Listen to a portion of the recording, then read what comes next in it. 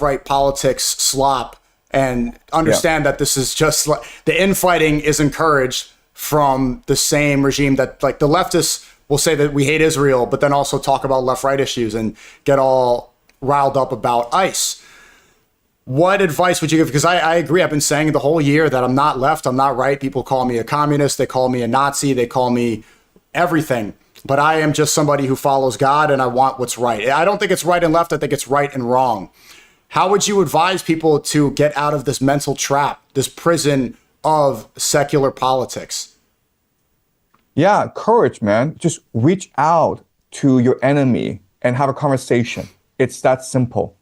All right? Because like right now, you're under the perception that your enemy is demonic and you have to fight this person. But when you actually sit down with a person and have a cup of coffee, you recognize the humanity in the other person, but you also recognize the humanity in yourself. Okay? That's what we need to do as a human race. Okay? We need to sit down with other people and have real conversation. No more like these online debates, right? Don't go on TV and like have these shouting matches because it's all for TV. Just have an intimate conversation with your neighbor who you disagree with. Just have a conversation with someone who voiced an opinion in school that you disagree with, and try to come to an understanding of the other person's viewpoint. Empathy is what's going to save us, and that's it.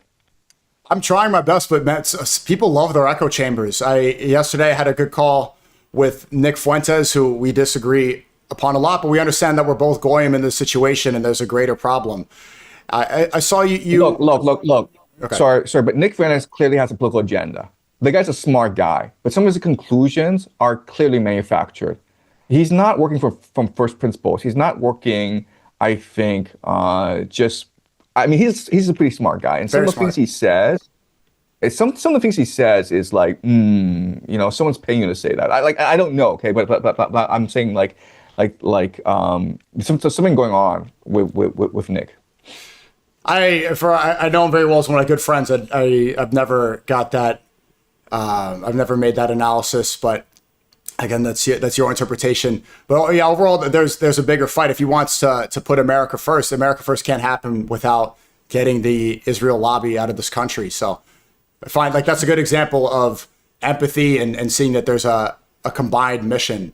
And when can we expect that the GCC? I saw you predict that you think the GCC is going to go bankrupt, and that the reputation Dubai has, they pushed a big marketing campaign to try to say, look how safe it is. And all the influencers I'm sure you've seen are, look, it's there's not that many bombs around here. It's fine. I'm walking through the Dubai Mall. Yeah. Everything's fine. Yeah. Don't panic, everybody. It's like that SpongeBob meme where everything's on fire and this is fine. Yeah. So is the reputation of Dubai and the GCC, these countries, is it ruined? And what is the inevitability that they go bankrupt? And I hope they don't. I like these places.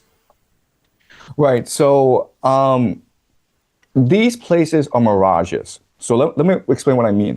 These places exist as constructs of empire. So for the longest time, the Arabian desert was mainly nomadic people, sparse population because the water supply, the agricultural system did not support a large population. But with the rise of the Anglo-American Empire and the need for oil, and the fact that the Anglo-American Empire could protect these Gulf states in their oil production and provide safe passage for the oil across the world, then these states were able to rise very quickly. And we're talking like 50 years, okay? These are not old established civilization. These are like new money. But the problem is that they're not sustainable.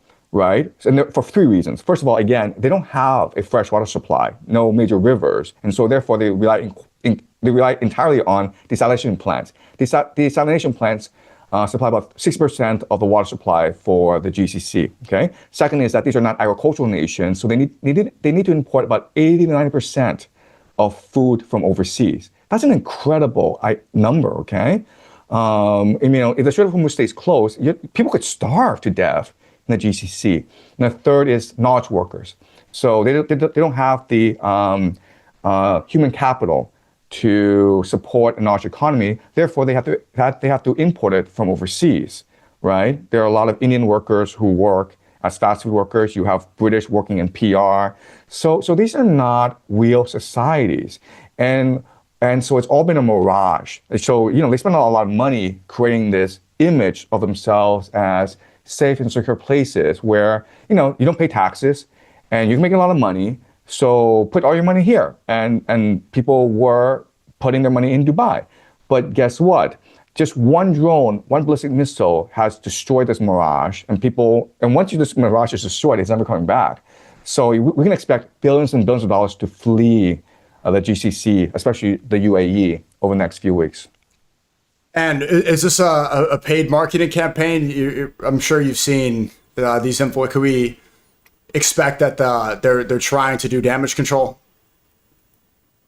Yeah, they are. And honestly, these influencers also have property in Dubai, right? Yeah. So it's in their best interest to maintain the image that Dubai is still vibrant. But look, once the mirage is punctured, you can't see it again. Okay, so I mean, it's done. I don't see a future here. And what would you say to the Iranian diaspora? They're doing chants saying "Thank you, Trump. Thank you, Bibi." While the footage of Tehran up in flames, right? They're attacking the water supply that affects villages. The airport's been bombed. Hegseth is saying, almost a word-for-word quote, that the only people that should be afraid are the Iranians that think they're going to live. Trump saying that they are going to be decimated and that they're evil people.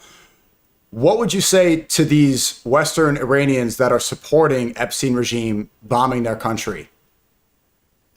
Right. So first of all, what the Americans are doing in Tehran is essentially war crimes, right? So they destroyed oil facilities. These are civilian oil facilities that civilians need to just live. And the entire city is covered in acid rain.